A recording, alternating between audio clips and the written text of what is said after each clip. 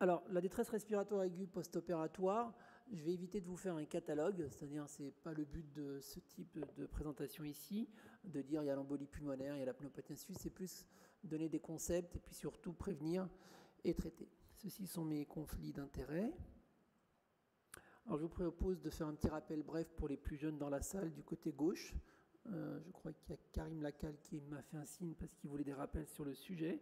Et ensuite, je vous parlerai un petit peu de la prise en charge symptomatique chez ces patients sélectionnés donc du post-opératoire et quelques messages. Alors, pour bien comprendre les mécanismes de survenue de détresse respiratoire aiguë post-opératoire, il faut essayer de comprendre tout d'abord ce qui se passe en période péropératoire. Alors, il y a plusieurs effets qui vont se conjuguer durant la chirurgie, que ce soit une chirurgie proche du diaphragme de type abdominal ou thoracique ou d'une chirurgie périphérique. Il y a tout d'abord les effets, bien évidemment, de tous les agents anesthésiques qui vont entraîner une diminution de tous les efforts de la toux et ainsi de suite, la douleur, l'agression chirurgicale. Et tout ceci va conduire à un syndrome restrictif global, c'est-à-dire avec une diminution de tous les volumes pulmonaires, que ce soit le volume courant, que ce soit la CRF ou que ce soit tous les autres volumes vont diminuer. Associé à ça, vous allez avoir une espèce de cercle vicieux qui va s'installer avec une dysfonction diaphragmatique, des collapsus, donc des petites voies aériennes, une atélectasie, et tout ceci va constituer un cercle vicieux et notre objectif va essayer de casser ce cercle vicieux et bien évidemment de le transformer en cercle vertueux. Sans oublier, ça a été dit précédemment, tout ce qui peut se passer au niveau donc, du remplissage vasculaire. Bernard l'a rappelé, les transfusions péropératoires, qui peuvent entraîner bien évidemment aussi bien des tralies que des trachos, peuvent participer à cette surcharge que l'on observe chez les patients post-opératoires. Ces dernières années, on a vu l'évolution vers une politique et une stratégie dite plutôt restrictive en termes de remplissage vasculaire péropératoire, et c'est pour ça que l'on observe probablement moins de détresse respiratoire post-opératoire liée à des surcharges que l'on observait plus souvent. Tout ceci va donc résulter en cette détresse respiratoire qui est principalement de nature hypoxémique plus que hypercapnique et qui peut faire donc cette atélectasie, comme vous le savez tous, le nid de la pneumopathie. Donc ça, c'est une obsession qu'il faut avoir. Toute atélectasie risque de se transformer en post-opératoire en une véritable pneumopathie. Sur cette diapo d'un travail qui commence à dater, de Bruckmann, les auteurs avaient essayé de regarder les risques et les facteurs de risque surtout des complications pulmonaires post-opératoires. Et vous voyez que l'on retrouve les différentes causes. Mais ce qui est important dans ce travail, c'est ce chiffre qui me paraît important à connaître. Un patient qui, en post-opératoire, développe une insuffisance respiratoire aiguë a une mortalité estimée à 16% comparée à un patient opéré pour la même chirurgie qui ne développe pas d'insuffisance respiratoire aiguë, qui lui a une mortalité de 0,3%. Donc notre obsession est absolument de prévenir et d'éviter cette insuffisance respiratoire aiguë en post-opératoire. Alors, une fois qu'elle est arrivée, cette insuffisance respiratoire, il y a une prise en charge symptomatique, c'est la dyspnée, la détresse, et puis la prise en charge étiologique, bien évidemment. Et mon obsession, je répète toujours, toute détresse respiratoire post-opératoire, en particulier si elle survient après une chirurgie abdominale ou thoracique, c'est une complication chirurgicale jusqu'à preuve de contraire. C'est un seul message à retenir, c'est ça. Après viennent les complications classiques que sont bien évidemment l'embolie pulmonaire ou les infections pulmonaires et autres. Alors, la prise en charge de cette détresse respiratoire peut se concevoir de différentes façons, soit par de l'oxygène standard, soit par une CPAP. Donc ici, par exemple, j'ai illustré la CPAP à 8 cm d'eau. On garde toujours cette ventilation en rythme sinusoïdal. Soit par une ventilation non invasive associant deux niveaux de pression. Donc ici, sont représentés une aide inspiratoire. Là, par exemple, on a représenté 7 cm d'aide avec une PEP à 8, ce qui vous fait 15 cm.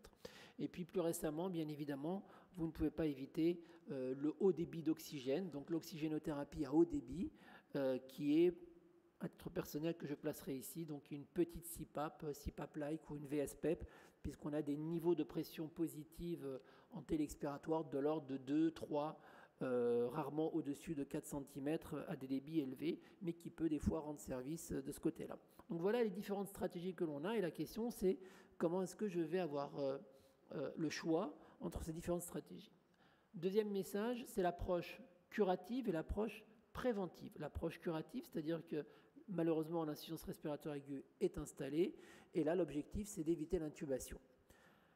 L'approche prophylactique ou préventive est celle qui me paraît la plus intéressante parce que, contrairement aux malades de réanimation de première main que l'on reçoit, les malades de péropératoire, on peut les voir plus tôt, en post-opératoire, avant qu'ils développent l'insuffisance respiratoire aiguë, et on peut mettre des stratégies préventives. Comme vous le savez, il vaut mieux prévenir que guérir. Et dans ce cas-là, on va chez les patients à haut risque. Alors on peut essayer de savoir lesquels sont, les patients obèses, en surcharge pondérale, les patients âgés, les patients fragiles, les patients qui vont subir une chirurgie très agressive, les patients coronariens. Tous ces patients sont des patients à risque de développer une insuffisance respiratoire aiguë et donc il vaut mieux être préventif que curatif. Donc l'objectif, c'est de les aider et de les prévenir à développer ça. Alors bien sûr, ça c'est très schématique, hein. Il y a une zone grise, de temps en temps les malades peuvent être dans les deux ou basculer entre le matin et le soir d'un côté, ce qui ne changera pas trop la prise en charge, mais en tout cas, on aura un œil dessus.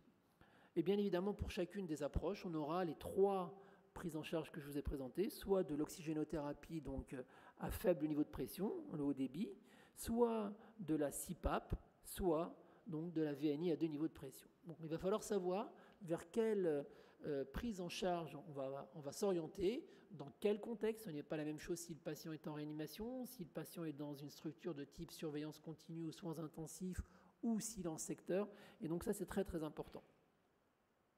Alors, pour mémoire, il ne faut jamais oublier qu'il y a 2 choses à bien séparer, ce qui est de l'oxygénation et de la ventilation, ce qui est souvent une confusion. L'oxygénation, c'est l'oxygène, c'est la PO2, la saturation, et elle est déterminée principalement par la FiO2 et la PEP. Ce sont les 2 principaux paramètres que l'on réglera si on a affaire à un patient principalement hypoxémique.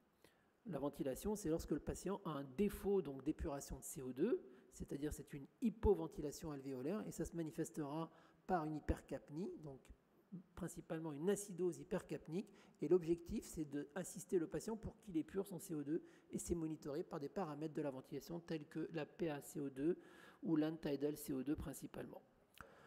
Alors on a l'oxygénothérapie à haut débit, vous connaissez, je vous recommande cette revue de la littérature qui rappelle les effets physiologiques de Laurent Papazian, qui est, je trouve, bien faite et qui explique en tout cas la physiopathologie et puis les indications retenues à l'époque. Il y aura sûrement des choses à faire évoluer dans les prochains mois puisqu'il y a eu entre-temps quelques papiers nouveaux qui sont sortis. Les principaux effets, vous les connaissez, hein, c'est un effet OTFiO2, un effet comme on appelle VSPEP ou PIP CPAP-like, un effet de conditionnement du gaz, humidification et amélioration liée au confort, tout ce qu'on voit, et probablement un effet aussi de lavage de l'espace mort qui participe, et tout ceci va résulter en une baisse de l'effort inspiratoire, aussi bien sur le travail inspiratoire que résistif que élastique. Alors les mécanismes, je vous l'ai dit, hein, un problème d'échangeur ou un problème de pompe. Si c'est un problème d'échangeur, on va privilégier plutôt de l'oxygénothérapie. S'il y a à minima un problème de pompe, c'est-à-dire il y aura une hypoventilation alvéolaire avec une hypercapnie, avec un certain degré d'hypoxémie, on devra plutôt privilégier donc une ventilation à 2 niveaux de pression, c'est-à-dire suppléer la pompe. Donc c'est pour ça qu'il faudra probablement avoir de la VNI avec de l'aide inspiratoire. Bien évidemment, les 2 peuvent être associés, et ça c'est important de bien savoir le mécanisme que l'on aura à faire. Alors en post-opératoire, c'est très souvent de l'hypoxémie que l'on aura, très souvent, et c'est pour ça qu'il faut essayer d'anticiper avant. Pour la VNI, les principaux effets, vous les connaissez, c'est surtout les bonnes indications. On a aujourd'hui des arguments forts. On ne peut pas envisager de faire de la ventilation non invasive si on n'a pas de l'expertise et de l'expérience. Ça c'est vraiment une catastrophe, surtout en post-opératoire. Enfin, les réglages corrects, donc il faut avoir vraiment de la formation. Le matériel, c'est un matériel qui a beaucoup évolué ces dernières années, il faut vraiment en disposer, en particulier si vous voulez avoir plusieurs types d'interfaces, puisque vous avez le problème des sondes gastriques, et bien évidemment des ventilateurs faciles à utiliser, que ce soit des ventilateurs dédiés ou des ventilateurs de réa lourde. Et bien évidemment, un message très fort, un message très fort, on ne fait jamais de VNI si on n'est pas sûr qu'il y a une complication chirurgicale qui a été dédouanée. Sinon, c'est vraiment une perte de chance pour moi. Une fois que vous avez dédouané une complication chirurgicale, donc il faut discuter avec l'équipe chirurgicale, de l'imagerie, dans le moindre doute, il faut retourner au bloc. Et une fois que tout ça a été fait, à ce moment-là, on peut faire de la VNI, on peut continuer, et surtout ne jamais retarder l'intubation chez ce type de patient. L'effet de la VNI, globalement, on les connaît. hein. On va jouer surtout sur le travail respiratoire et sur l'effet du recrutement alvéolaire, en plus de ce que je vous ai dit tout à l'heure. La stratégie, elle est là. En fait, on part de la gauche vers la droite. Là, c'est qu'on a un petit problème d'oxygénation au FRAD, de l'oxygénothérapie à faible débit.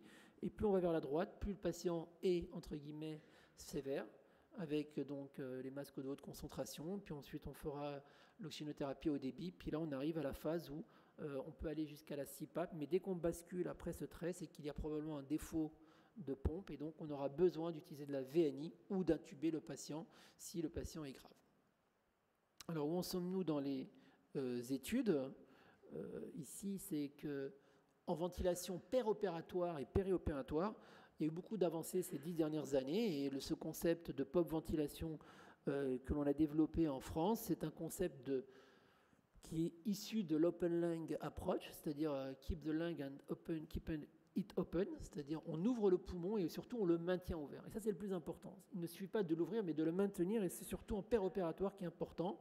Et ça commence dès le début de la préoxygénation, dès le péropératoire, avec une stratégie de ventilation dite protectrice, et dès le post-opératoire immédiat.